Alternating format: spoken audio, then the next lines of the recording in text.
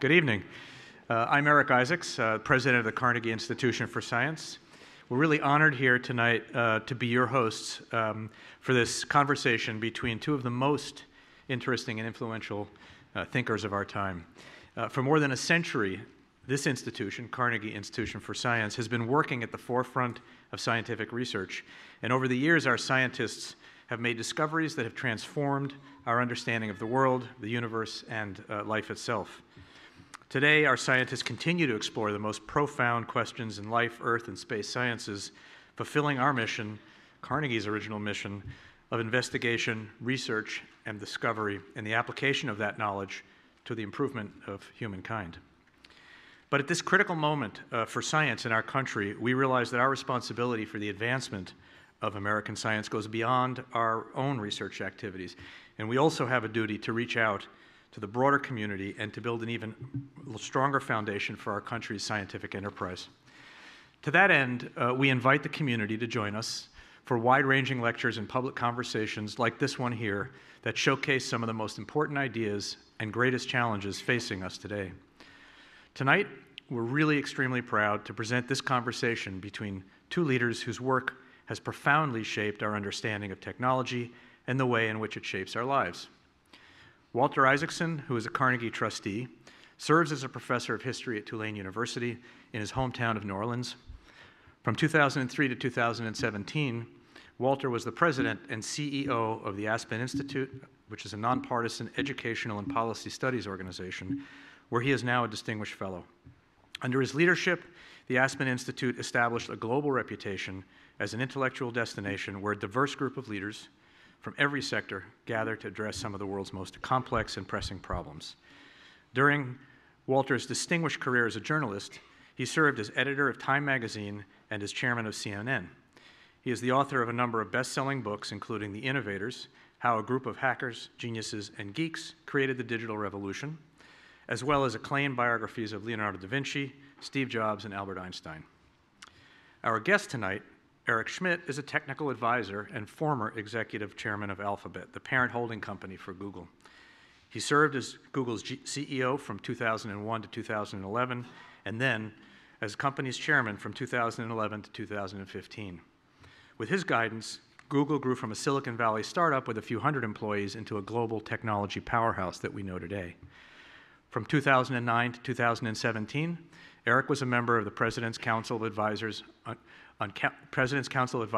on Science and Technology, PCAST, which gives counsel to the White House on a wide range of policy issues, including climate change and cybersecurity. Today, Eric is a visiting innovation fellow at MIT, where he is advising the newly launched MIT Intelligence Quest, an institute-wide initiative to pursue hard problems on the horizon of intelligence research. He also is a leader in science philanthropy through the Schmidt Family Foundation, Schmidt Futures, and the Schmidt Ocean Institute. He is the co-author of two books, The New Digital Age, Transforming Nations, Businesses, and Our Lives, and How Google Works. This promises to be a really interesting, fascinating conversation, so please join me in welcoming Walter Isaacson and Eric Schmidt to the stage.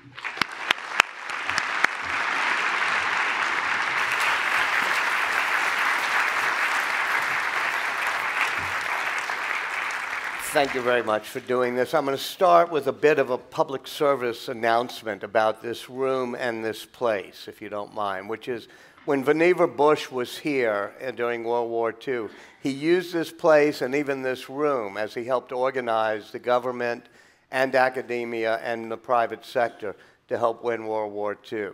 Not only were things like the Manhattan Project started here, but things like the first computer, ENIAC, all the things that led to our current age. It was done because Vannevar Bush believed very strongly in what he wrote about in a paper called Science, the Endless Frontier, was that basic research would lead to the inventions that would keep America competitive in its economy and innovative in its society. And that is what the Carnegie Institute has been dedicated to. That's something that Eric Schmidt has been living the life of. And I'll begin by saying one part of his introduction. is that he worked at one of the embodiments of this type of ideal, which was Bell Labs, and so did Eric Isaacs. And Bell Labs, among the things they invented were the laser and the transistor. And they did so because they brought together people of very diverse backgrounds and ways of thinking into a room and into a campus in which both government funding and academic research and the private sector work together. That has been lost a bit in this day and age, and I'm going to ask Eric about America's competitive advantage. But one of the things about Google is it's one of the great corporations that decided it had to dedicate itself not just to the research and development of its products, but to basic science. So let me begin, Eric, by talking about this notion of from the bench to the applications, from basic science to what we do. How important is that chain that Vannevar Bush talked about? Well, it's funny because as a young scientist, you don't realize the gifts that you got from your predecessors. But I got pretty much everything from Mr. Bush. Because think about it. My initial grants were from the National Science Foundation. All the people that I worked with did that. Because of those grants, I got access to Bell Labs. Bell Labs then gave me a way of getting to Xerox PARC, which gave me a way to get a career, right? It wouldn't have happened without that stair step. And I am always worried that that stair step is getting harder to go up as opposed to easier. If you want to increase American prosperity, economics, stock price, whatever it is you care about, the fastest way to do so is to increase the rate of the acceleration of people into the kind of consequential outcomes where they can invent new industries, so forth. All economic progress has fundamentally occurred because of technological progress, and that's the sort of origin. So it really does start with basic science. Yeah, and I know Larry Page and Sergey Brin, your colleagues, former colleagues, would agree because they were on National Science Foundation grants when they were graduate students at Stanford. Well, it's important to say that Google came from original funding from a digital libraries project in the 1990s. And so you sit there and you go, wow, that's interesting. The early self-driving car work was from, again, a government grant in 1997, 1998, right? So in my world, and all sorts of critics say, well, they have lots of money and so forth. The money that my industry has is not going to the basic research. It's going to more applied research and innovation. Somebody's got to fund the basic research. And that's the thing that has driven America to have 18 of the top 20 universities and all of the benefits from it. Are you worried that we're pulling back both as a corporate way, because the Xerox PARCs and Bell Labs aren't there anymore, and as a government from basic research? So it's useful to have the numbers. And so while we were on PCAST, and John is here, who was our John Holdren, our fearless leader, along with some of our other members. There were other Johns in the audience who were preening. I just wanted to make sure. We actually looked at this question, and the peak of this funding occurred now 7 or 8 years ago, and some of the greatest cuts in funding occurred to the National Institutes for Health, which, is, by the way, makes exactly no sense because the society is getting older and the sort of drugs and solutions are more prevalent there. So again, there's a misalignment of something here. Now today the funding has been, thanks to expert work in the Congress, has been essentially kept flat, even under great political pressure from people who were just fundamentally wrong. Mm-hmm. So thank you for your help. And if you look at the rise of basic science, it was actually Eisenhower who loves what he calls my scientists. And so much of what happened, whether it was the creation of DARPA and eventually the internet, or the creation of surface state studies that led to the microchip, it was all done through this basic science, and even the Human Genome Project, which comes later, leads to the basic science that then eventually leads to the... And you sit there and you think, so let's go through what really happened in the DARPA case. So Bob Taylor, who recently passed away, was my boss at Xerox, and he was the program director of the particular DARPA project, ARPA at the time, that did this. And he explained to me that what he did is they thought this would be an interesting project. So there was a small community, and they all got together, and they had this conversation. It was packet routing had just been invented. And they said, there must be a military way we can define this so we can do what we want. Right? And the system was flexible enough, right, that Bob and the people he worked with could say, yes, building a redundant communications network has a military purpose, and therefore was properly and legitimately functioned. And what a great thing that the DARPA did. There's a little tale, if you don't mind me telling it, which when I was doing the Innovators, I talked to Bob Taylor about this.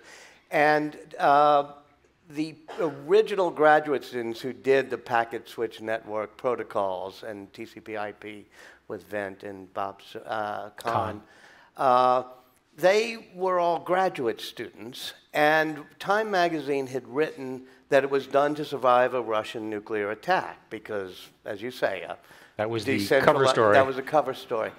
Well, it's trickier than that because, so Time writes, and we get a letter saying, well, no, you don't remember, we were graduate students then. Why were we graduate students? Because we were avoiding the draft. We weren't there to help the Pentagon avoid a nuclear attack. And so Time didn't print the letter. And so I eventually went to Steve Crocker, who was one of the original. And Bob Lukasich, who worked there, said, oh, no, we were doing it. That's the only way we get the money out of the colonels at the Pentagon. But, you know, these people were on the bottom, and I was on the top, so we didn't tell them because they were all draft dodgers. And so I told that to Crocker and Bob Taylor, and they said, you tell Lukasich that we were on the bottom and he was on the top. So he didn't know what was happening. That's right. And they kept it decentralized so it could not be controlled. So there's a good example of really, really clever people who 50 years ago created something which has been the largest creation of wealth in certainly recent history in the world. And think about today, the 5 most valuable companies in the United States, the 3 most valuable companies in China are internet or internet-related companies, right? So think about it. You want to sort of understand why this stuff matters? 50 years later, they're the leading corporations impacting society in all sorts of ways. Let's think about the GPS.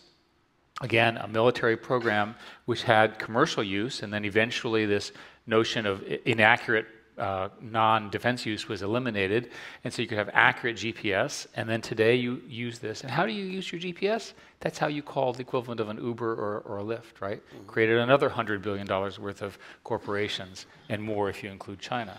So we forget that over a 50-year period how far these things are. Let me go to the dark side a little, though, when we were talking about the internet and all the wealth it created, and it was also there to connect us and make us more cohesive and unified. In the past couple of years, it seems that we've discovered that the internet can be as problematic as it is useful. So when I was at Berkeley, I helped build the first university internet, and I wrote one of the first email programs. And my contribution was the -R flag, which allowed you to impersonate anyone else you could think of. Mm-hmm. So to say that we were naive in our understanding in the 70s, that this thing would be a problem, would be an understatement. Now today, if you went back, you'd say maybe you should have a security architecture for the internet that really did not allow for spoofing, where man-in-the-middle attacks were not possible, and so forth and so on. But it never occurred to us because it was developed in a collaborative university setting. And we knew there were bad people, but they were never going to be in our network, right? And so it was sort of a shock. Today, of course, I think one of the great challenges of the internet is that the internet is about half the world uses the internet, which means there's another half to go. And we need to make the internet secure against these kinds of attacks. When you're dealing with something in the internet, it needs to be who that person or institution really needs to be, right? The use of the internet is no longer optional. And for many years, people like myself would say, well, just turn it off. You can't turn it off now. It's too fundamental to economic growth, to your health, to your education, and to, especially in the developing world, where it's their primary thing that's driving knowledge and education and so forth and so on. So would it be wise and would it be possible to create an optional version of the internet in which you had totally secure ID, you couldn't put fake news, you had everything authenticated? So there's a lot of people have looked at this, and you would not be a separate internet. What you have to do is figure out services that provide more accurate identification. This is generally known as the real ID problem. And you want to make sure that the internet can authenticate somebody, but also you want to allow for non-authenticated uses, right? Because if it becomes only authenticated, then there's a whole bunch of uses where people want to be anonymous that aren't allowed. And then the industry could organize itself around, well, these people are authenticated and these people are not. And by the way, you see this a little bit. If you look at Twitter today, you'll see authenticated accounts and non-authenticated accounts. Now, here's a hint. The ones that are not authenticated are almost certainly robots, right? The ones that are authenticated might be robots, okay? We don't know if they're human, but we at least know they came from a human of some kind who had some kind of driver's license. So there's a lot of subtle design in here. But put it another way, I am strongly in favor of free speech for humans. For humans. For authenticated humans, or should you have anonymous free speech? If they're actually humans, they can be non-authenticated. And anonymous. Yes. And say whatever they want. No, and you need Why? Because you need anonymous speech in any form of human society as serve as a check and balance. But you also need to recognize that anonymous speech can be manipulative. And that's the key lesson, I think, that we've seen around. Vince Cerf, who was one of the people who did the TCP/IP protocols we were talking about, ended up working for you at Google for a long time. He's a great hero. A truly great hero and an elegant gentleman. But if you ask him, what was the mistakes you made? He said, we made one mistake. We put in the protocols how to address a packet as it scurried through, but we didn't encode the origin of where it came from. Can you fix that? I'm sure, well, technologically, I'm sure we can. The underlying protocols are in such hardware now, you probably can't change the underlying protocols, but you can put a service layer above that can provide that service. In general, if you have a complaint about the internet, there's a softer way of solving it. The question then is how do you get adoption? And before people say, well, hey, I want a real ID authenticated internet, you might not want the society that does not allow dissidence. You might want anonymous speech to be protected. So don't give up the freedoms. We want. But wait, we have half the world almost now being in China and the countries in which China will help control the wall around the internet, in which you don't have the dissident able to be anonymous. And then our half, Western Europe and the United States and North America, we do allow the dissidents. It seems we've got that backwards. Well, I suspect everybody in this room, and certainly I believe that it's very important to maintain the open principles of the internet, right? It's very important to fight against the natural closing off of the variation of humanity. It's important to be able to hear these people, even if you don't like them. I just want to make sure that they're people and not robots. So my concern is that the weaponization of the internet, which we see all around us, can really be used to manipulate people. And I'm not suggesting a return to fascism, which many people have claimed. What I'm suggesting is I want there to be a basic trust between us. I want us, if you appear to say something, I want it to actually be you. And modern technologies allow you to spoof text, to spoof voice, and to spoof videos, and that's not a good situation. So we've got to make sure that we've got appropriate architectures that prevent that. We know that we're really dealing with human beings. If you got to invent a new social network, how would you design it? Well, a lot of people have tried that. In fact, that's the #1 startup of students coming out of colleges, and they always fail. I have lots of students, and they asked me to ask you this question. And most of the teams that I've talked with say they have a variant on what they see on either Twitter or on Facebook. I've always thought that the most interesting social network that you could build would be one that used AI to make you smarter. In other words, what's new now that wasn't true 10 years ago is the prevalence of machine learning and the ability to sort of become smarter. And I think there's probably interesting social networks to be built. Maybe they're vertical as opposed to horizontal, maybe they're specialized, where they really have special knowledge and the communications are enhanced in all sorts of really fun ways. How will machine learning and artificial intelligence drive science? Well, this is on a personal basis. This is where I've decided to spend my initial round of philanthropic effort, and the argument goes something like this. So, machine learning and AI today can be understood as one trick. It's a very powerful trick, and that trick is to look back in the history of a data stream and discover hidden patterns, and with those hidden patterns, begin to predict what the next thing. So if you take a series of numbers, you can predict the next numbers and so forth. And through that mechanism, and then something called deep learning, which was invented about 20 years ago by a professor at Toronto who works at Google now and a number of other people, you can build layers of these networks, and the sum of those networks allow you to do, for example, recognition.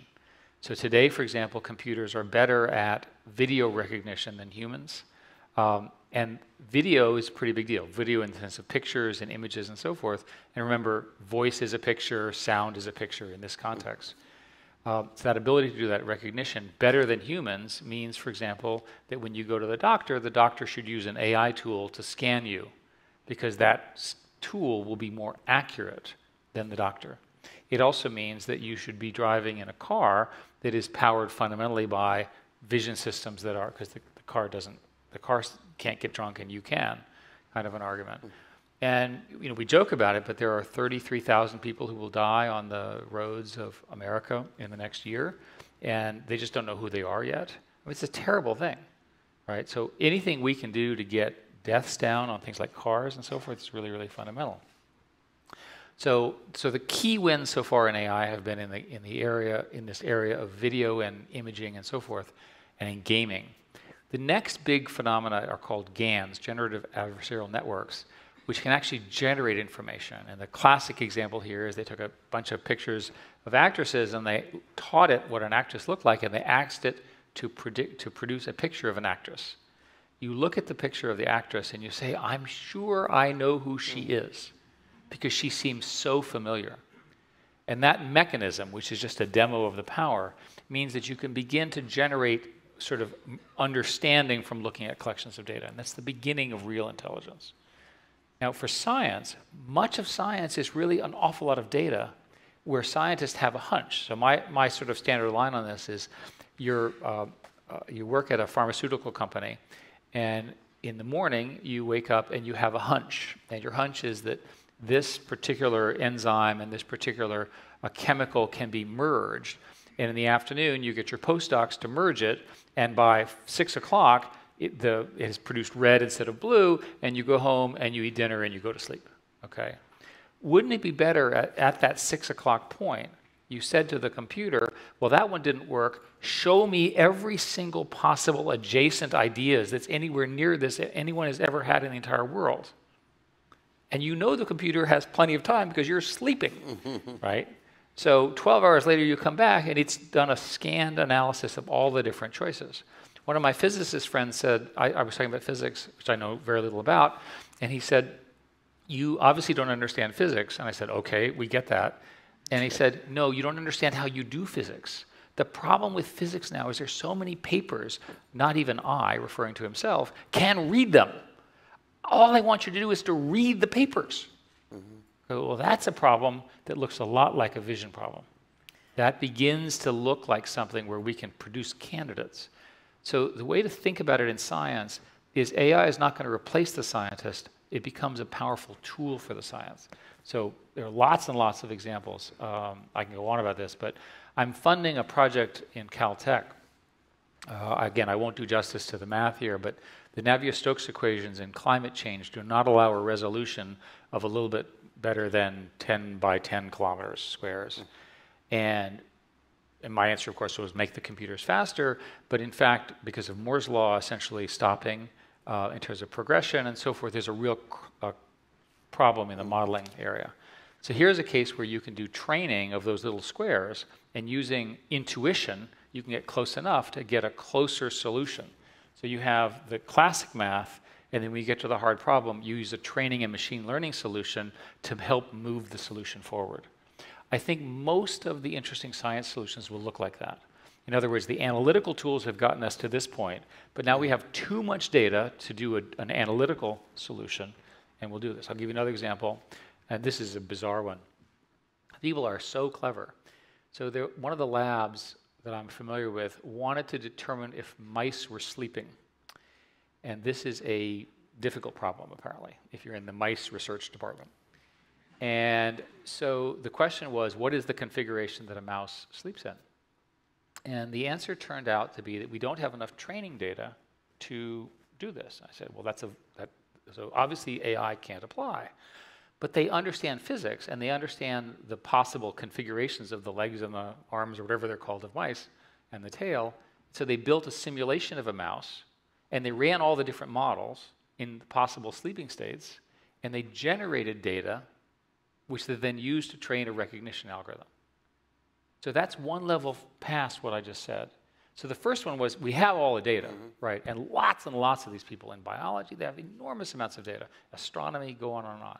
But now we have the ability to generate data, especially if these GANs work, that we can begin to do things that are possibly more powerful.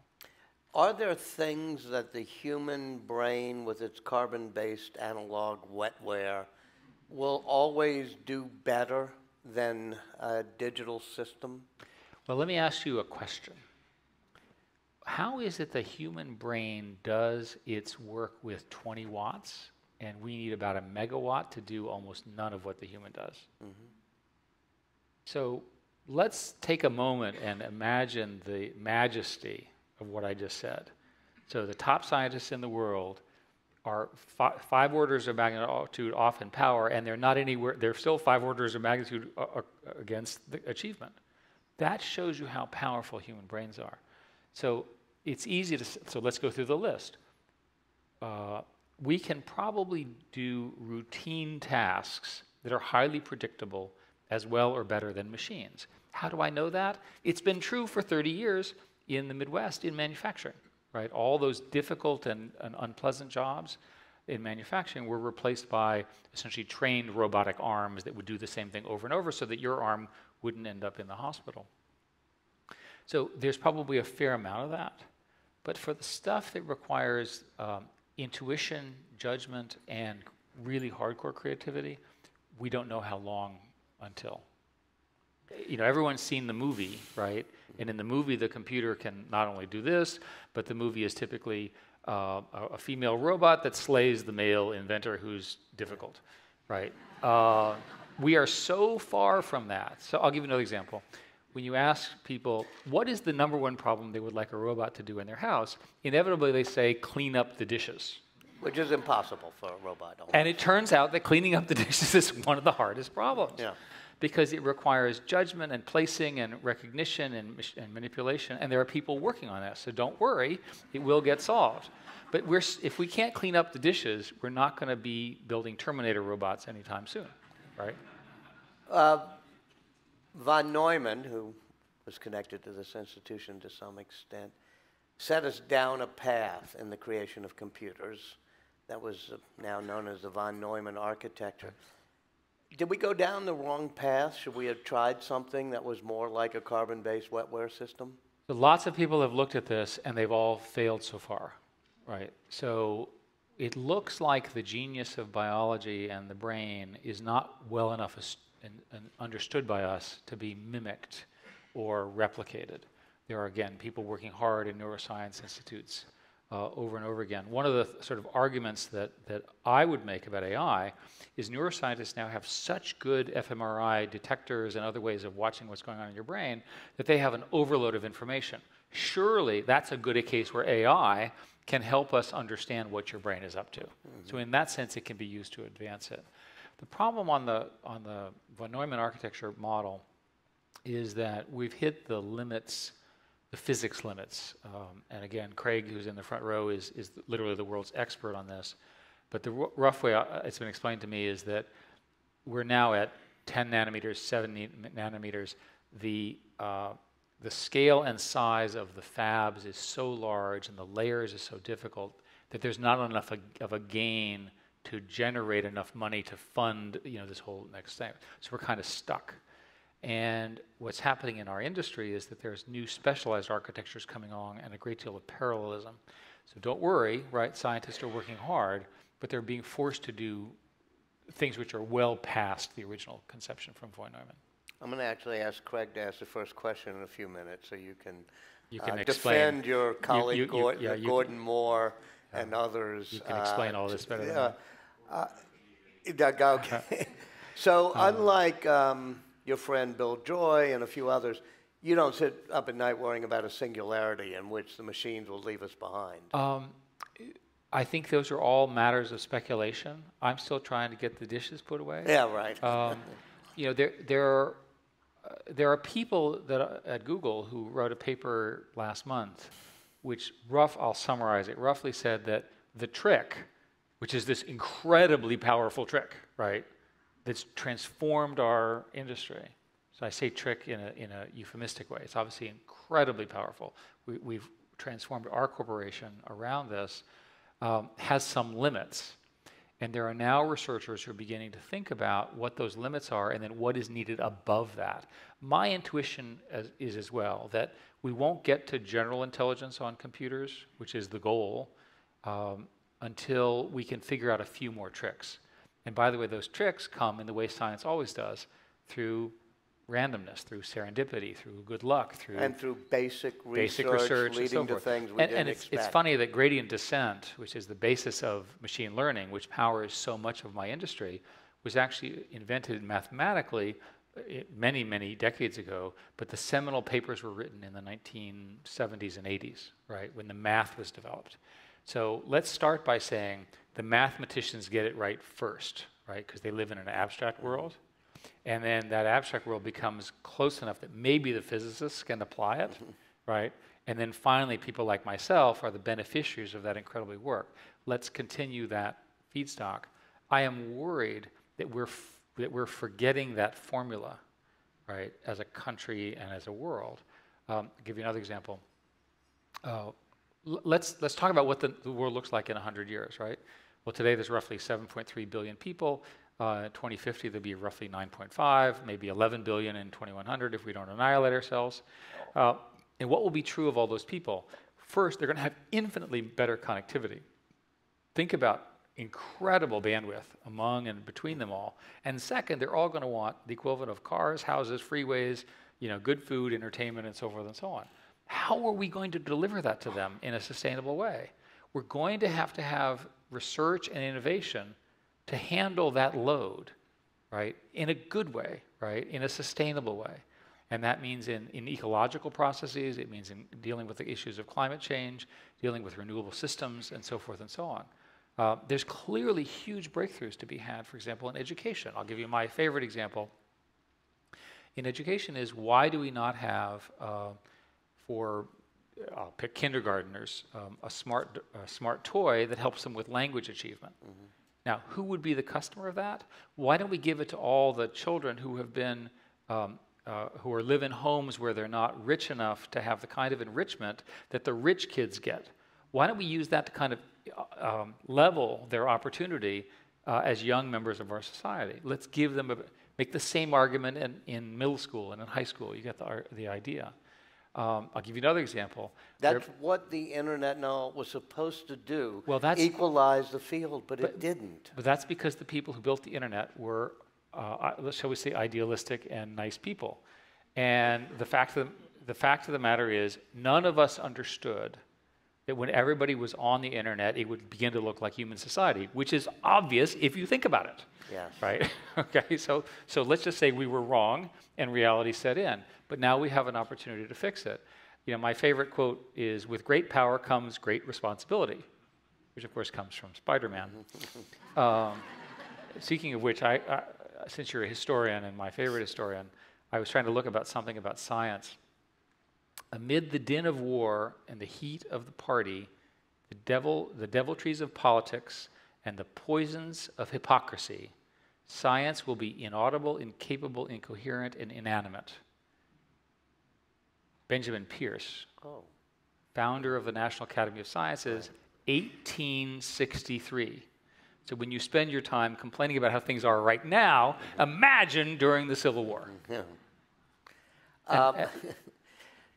So tell me, since we're in a competition now in this world, all those things you talked about, from education to funnel into American competitiveness. The seed corn that Vannevar Bush talked about of basic research. Are you worried that America could be losing its competitive advantage? And if so, what would you do? Well, let's try to understand how the competitiveness is playing out right now.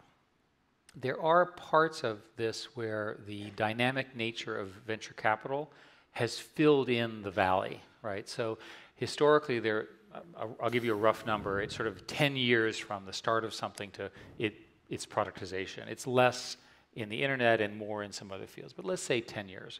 So what would typically happen is you'd have some number of years of development, which would be done at a nice stately pace in a research lab like at Bell Labs where I worked, and then it would be either built by, in that case, the Bell companies, or be transferred through some other program or so forth into corporate labs.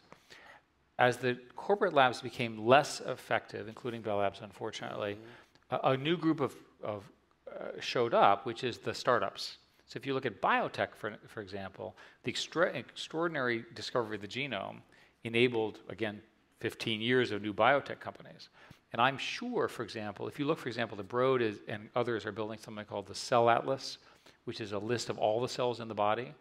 And there are people who are talking about, with the Cell Atlas and with our understanding of genetics, we can begin to understand the actual language of biology. That is, how does it actually work? And so the combination of the language of biology, in the sense of a programming language, and CRISPR, again, at scale and assuming it works and so forth, you could begin to address things that have bedeviled us for all of history, diseases and other problems that everybody has to deal with. So there's huge potential there. So I think that we have this venture model, which is filling in some of it. Mm-hmm. The concern I would have is, from a competitiveness, is where is the other place where this level of investment and dynamism is occurring? And the answer is in China. And they're doing a fantastic job, right? So it's an interesting statistic are that 9 of the 20 top internet companies are in China, 11 in the United States, right? More PhDs. I think you know some of the other numbers. But the important point is the dynamism and investment in China is a worthy competitor that we need to sort of be dealing with. And the best way to do is to collaborate, right, and grow this thing, right? We need collaborate with China? Absolutely. And so as they make advances in research, we need to get those advantages, and similarly in reverse. Do they have more people now working on machine learning and artificial intelligence than we do? They're certainly producing more papers and more PhDs. Are they collaborating with us on any of it? I don't know very well. I think there's certainly a great deal of collaboration at the technical conferences. I don't know beyond that. But that would be an example where we could collectively move forward with more collaboration. But isn't there, both in this country and perhaps in China, a resistance for fear of spying or stolen intellectual property? Well, sure, but the question, and it's obviously not a good thing, we have tools and techniques to cryptographically secure things. They're just not very well implemented. So my advertisement here is, if you're worried about these things, use Chrome and use Gmail, right? And use two-factor, and then you'll be fine. But I'm not just talking about them sort of hacking into the emails. I'm talking about the fact that if Chinese students come here and learn everything about AI and take it back there are people who feel that's not a great thing. Yeah, but the counter-argument, if you follow that line of reasoning, then you would put a wall or a wall between the two countries and not allow the extraordinary trade and the extraordinary trade of ideas. There are people talking about building walls. I am strongly in favor of more engagement, more communications, and more sharing, because I think it lifts the human opportunity. And sure, you have to address those issues, but I don't think we should shut down the collaborations. We got to where we are because of international collaborations in Europe, right? So let's give the Europeans, who I haven't mentioned, a lot of the science was invented there 100 years ago. Let's give them some credit. But do you feel that in, say, the life sciences, you talked about CRISPR, there are less restrictions on what's going to be done in China? I think they've already done it in embryos, which is not, I can ask John Holdren, but I think generally not permitted here.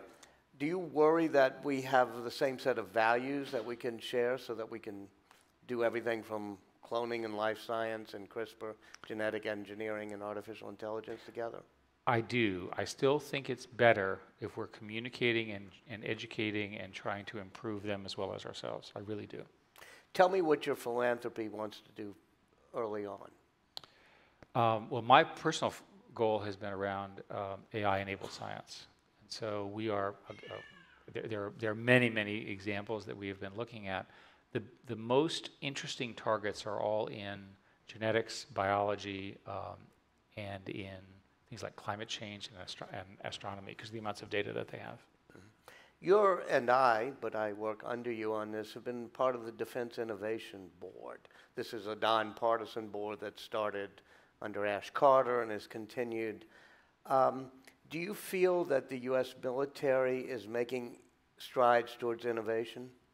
Well, I hope so. That was the charter that you and I were given.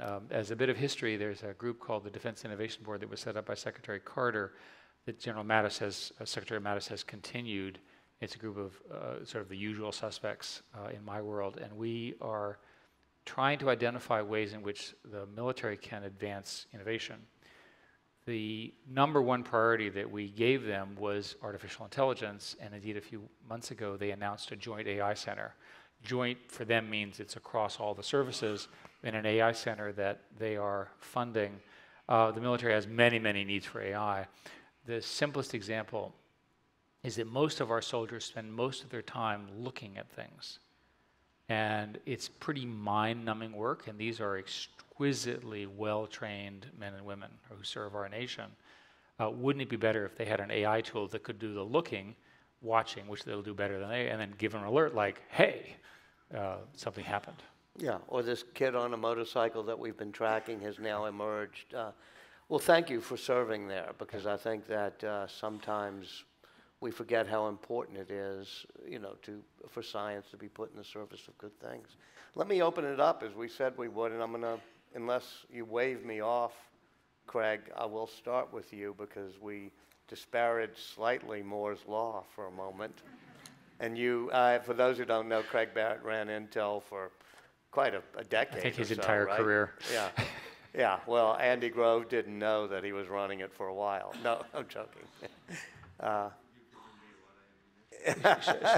Can we get Craig a mic? Could somebody grab a microphone, Could somebody grab a please, mic and hand it to Craig? Will somebody pick up that mic and bring it up front? Thank you. Oh, it's wired. Oh, it's wired. All you're right. going to have to stand you up. You have a loud voice. Just okay, ask so the speak question, to the audience. and I'll repeat it. Well, a couple comments. First of all, I agree with Eric on AI. Yeah.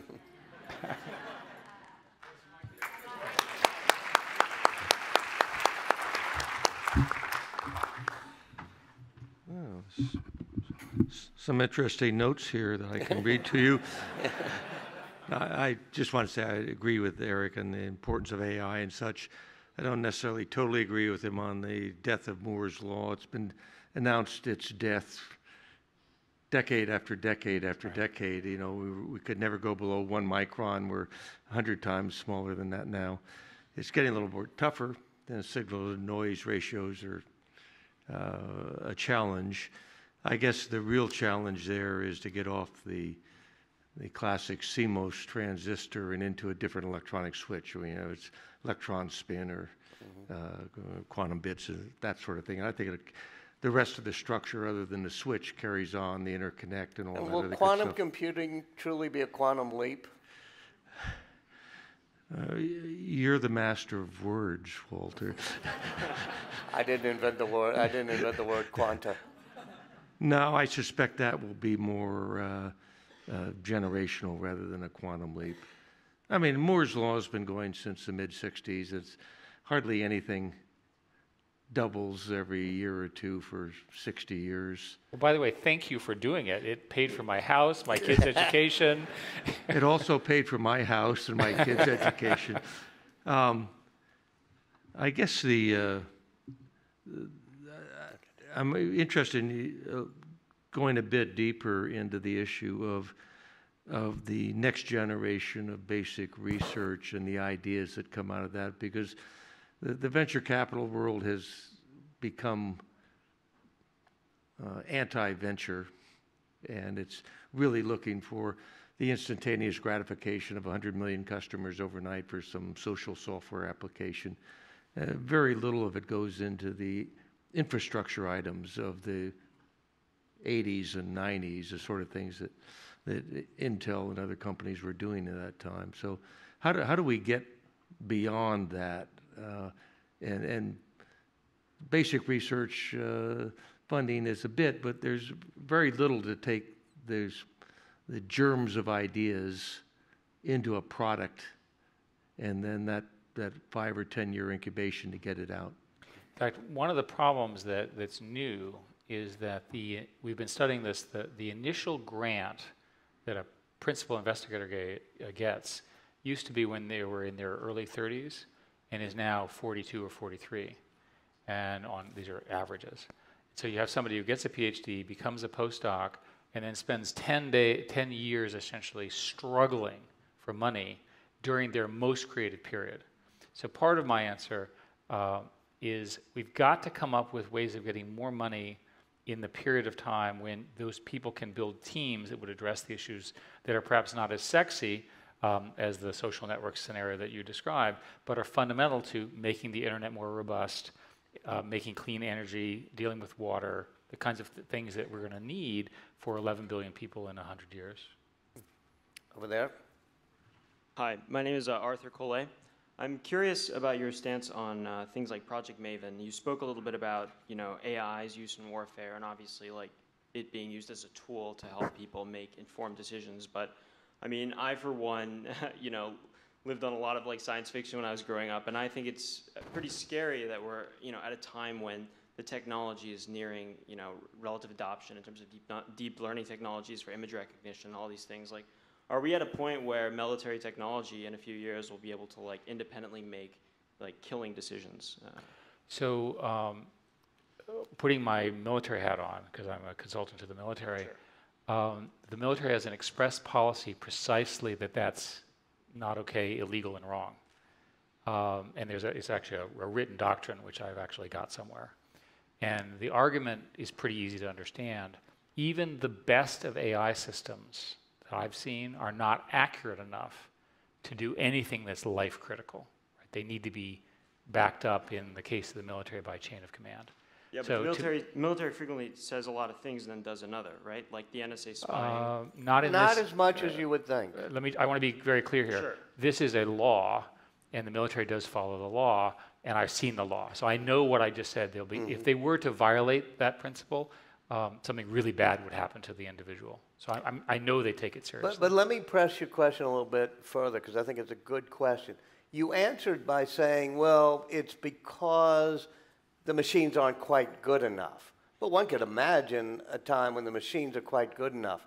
Morally, should there always be a human in the equation? I believe so. But remember, once upon a time, you said you could imagine a future. I could imagine a time when these systems can put my dishes away. So we don't know when we're going to face this question, but most ethicists believe that anything that involves these kinds of critical decisions should be made by humans and under some chain of command and governance and so forth. And I'm not endorsing it, but I'm trying to say that that's the consensus of the people, and certainly my view. Makes sense. Thank you. Hi, I'm Elias, and I also just want to keep pressing that a little bit. I think part of the concern is beyond just the idea of the actual decision. I think we give a lot of credence to technologies, and maybe that can become misplaced. The targeting, the idea of bringing up a list of targets and saying, okay, well, the AI has suggested that these are the individuals. Do you think you should we execute these people with a drone from the sky? I think that part of it is the very the targeting that comes up. Is it any better that they just go, oh yeah, well, I trust this AI, so I'm going to do it? Is that rubber stamp enough? Especially when you're dealing with so much data, and the whole idea of using the AI is to sift through that data and provide you options and data that you yourself can't look at. Aren't you just going to trust that that machine learning is going to produce the right result?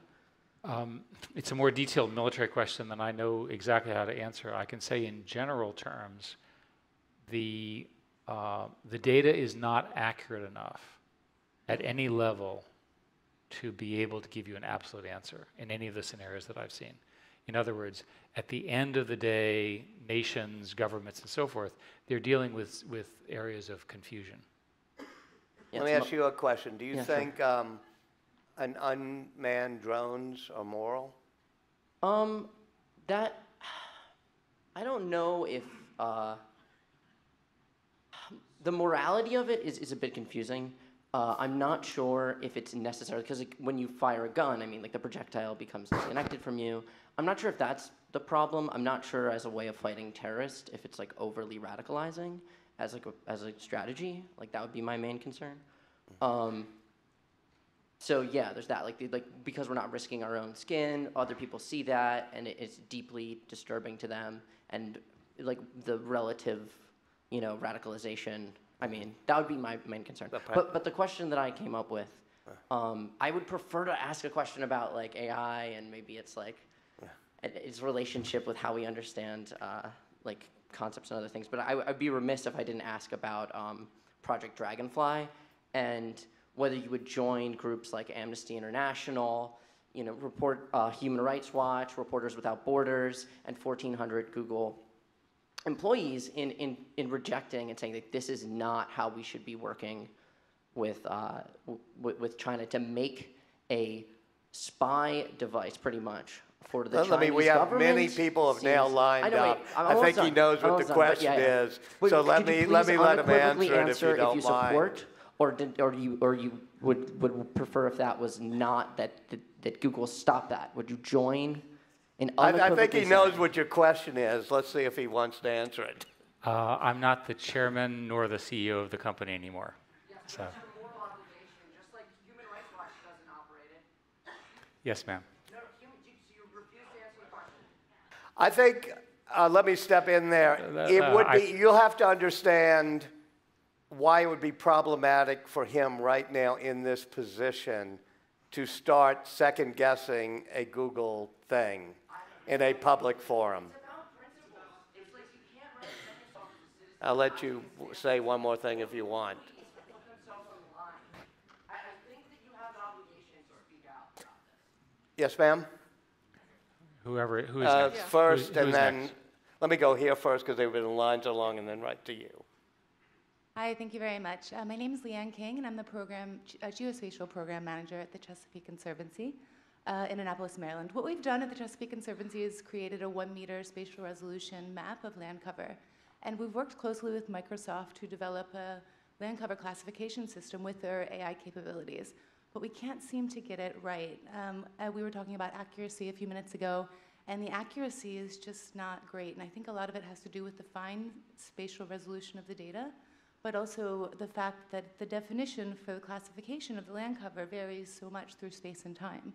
And so do you have any recommendations on how to harness AI to be able to provide some kind of systematic approach to this? And also, sorry, one more. No. We have 7 people lined up in 7 minutes, so we're in a lightning round. No, we're going to let Eric answer. Thank you very much. Absolutely. Let me see.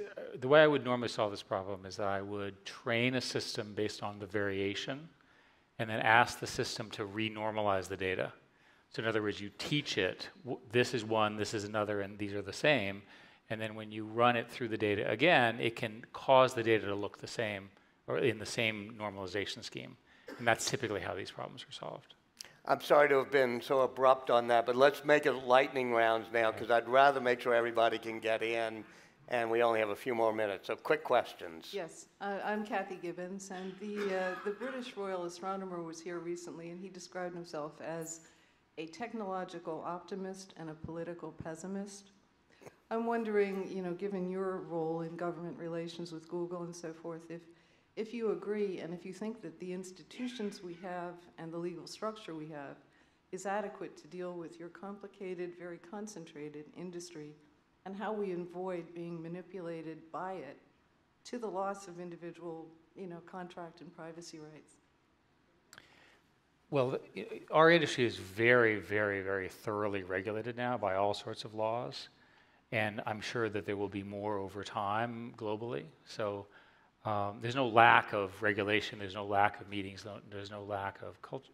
I think that one of the ways to say it is the system works pretty well now, and when there are problems, there's outrage, and the outrage is helpful because it gets it fixed, right?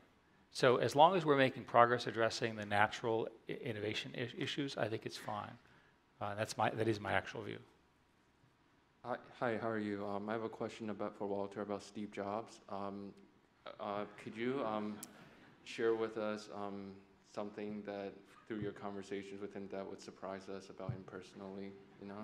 I'll share a story that Eric can finish, because at one point he says to me that he's about to go nuclear on Google, that they ripped off the Android, and that he has coffee with Eric in a strip mall place in Palo Alto, I think it was. And it was a complicated thing because he was truly angry about it in a way that was separate from what you would normally be in business competing against Android. He felt that this was an evil that had happened. And being the type of reporter that I was, I immediately then called Eric to get his side of it. And what I still don't quite understand is his over-the-top emotional reaction to you and to Google when you went into the Android business. So I was on the board at the time, so I had board of Apple. The board of Apple as well as the board of Google, and obviously the CEO. Obviously, that the CEO. That had to end, but yes. And as you would imagine. And I remember the lunch very well. We spent a good 45 minutes talking about personal things, how his health and so forth and so on. And then he was very exercised over a couple of things that we'd done in Android. But I was used to him being exercised about things. And so, because Steve was a very, very passionate and brilliant man, and I adored him. And he obviously respected me enough to sort of yell at me profoundly. In an outdoor cafe. In an outdoor cafe. And I said, look, Steve, we'll work this out. And so I literally remember getting in the car, getting on the phone as I'm driving from Steve, saying how we're going to fix this and so forth. And we ultimately came to a reasonable resolution. So one of Steve's great geniuses, and again, you cover this in your book quite well, is he saw it, he knew it, right? And with that came this enormous energy. And that's why people love to work for him, right? He was a great leader, right? And we owe much of what we use today for his genius. Thank you. Hi, thank you, first of all, for a really great talk. You talked about the importance of funding basic research, and you also talked about the importance of keeping open our foreign exchange in terms of the intellectual exchange with other countries. What would you say about the idea that when the United States is putting a lot of emphasis on funding basic research, other countries are coming in to take the knowledge of the basic research and focusing their own investments in applied research? How do you suggest the United States stay ahead of the competitive curve given this type of situation? Well, I believe that the leader in basic research becomes the leader in everything else. And I believe that the multicultural nature of America, combined with the money and the investment and the economic model, is what drives this all.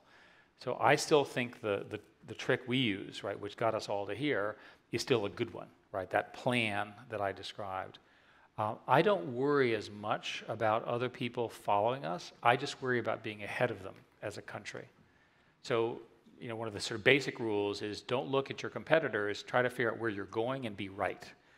And in order to do that, you have to have the smartest people. So for example, we need to allow the smartest people to come to the country and shockingly stay in the country with their PhDs, right? And produce taxes and help produce these companies and so forth and so on. So I think there is a formula, and it was sort of understood 50 years ago. We sort of forgot it, which is super smart people all around the world, serious investment, a fair amount of tolerance for risk, a very robust venture model, which was invented by Arthur Rock and others with the founding of Intel and a few other places.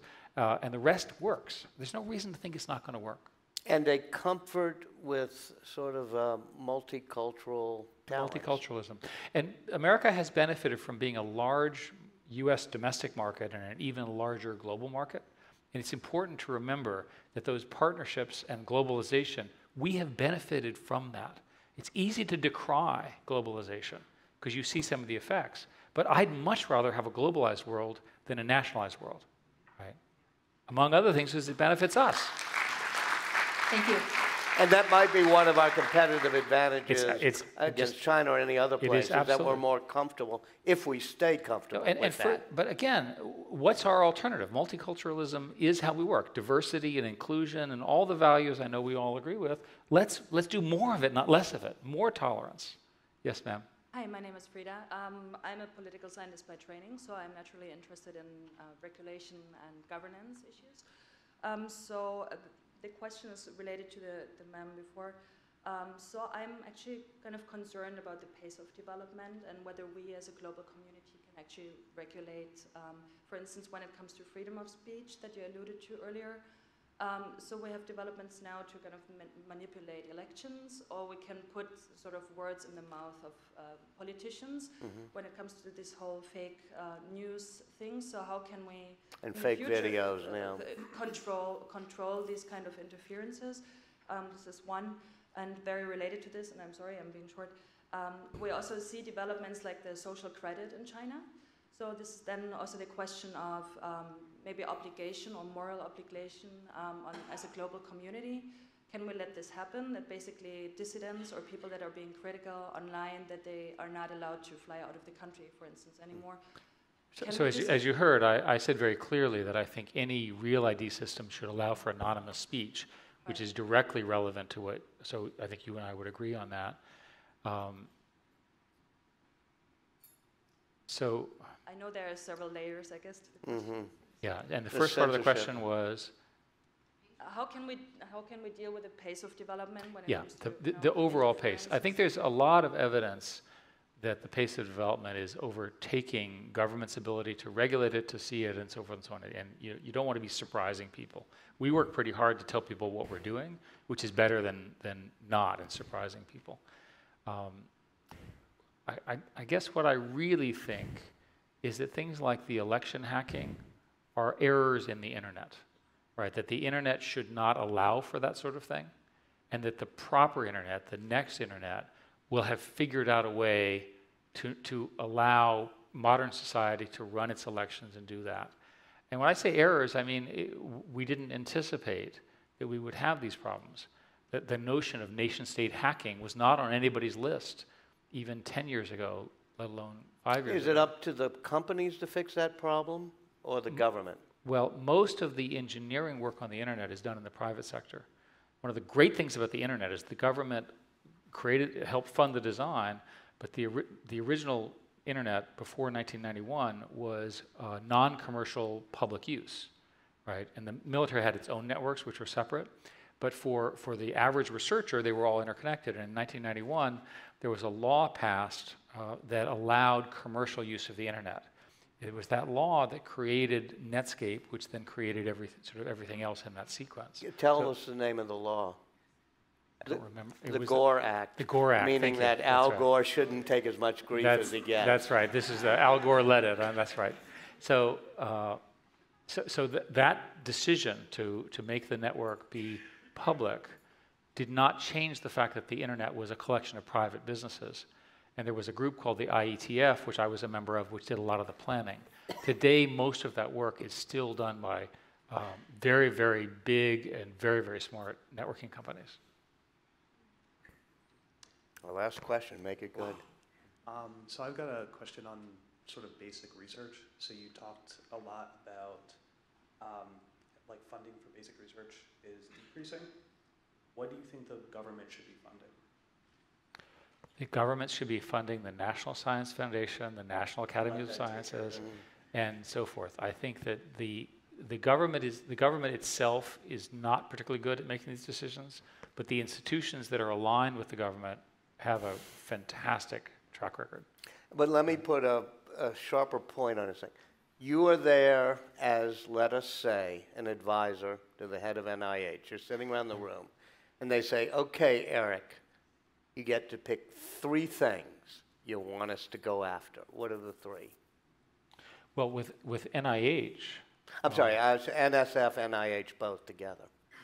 Well, I think that the things that are before us in biology and biology, genetics, and so forth are so powerful. That's my first answer. But like tracking the brain, how it works, or tracking the genome? I would again do a set of investments, but we're just about to get breakthroughs in how biology works. The second one would be brain research, because the mystery of the brain unlocks everything. And then what I think we should really do as a third one is trying to get this AI stuff to the next level, at the basic level. And I'm doing some of my own funding there. And here's why. If the system gets smarter, then that smarter system can be applied to help solve the problems. You get enormous leverage by taking these data systems and being able to do smart reasoning about them. Right? So we saw this, for example, with the AlphaGo success. And the most important thing about the AlphaGo success was they did a product called AlphaZero. This is a subsidiary of Google called DeepMind, where they learned how to beat from 0 principles in roughly 5 days. Right? It's an extraordinary achievement. So it shows you that if we can get the formula right, we can begin to advance knowledge very quickly in probably initially targeted areas and then eventually in general intelligence. And what would you fund? I'm a data scientist, so luckily I don't have to worry about that kind of stuff. And I would do whatever Carnegie is doing, but I would fund, if I could pick one thing, because it actually would lead into the practical application you just talked about, is tell me the origins of life. I would make a robot that cooks dinner for you. You know, whatever. Either way. Okay. Eric, thank you very much. Thank you all. We deeply appreciate it.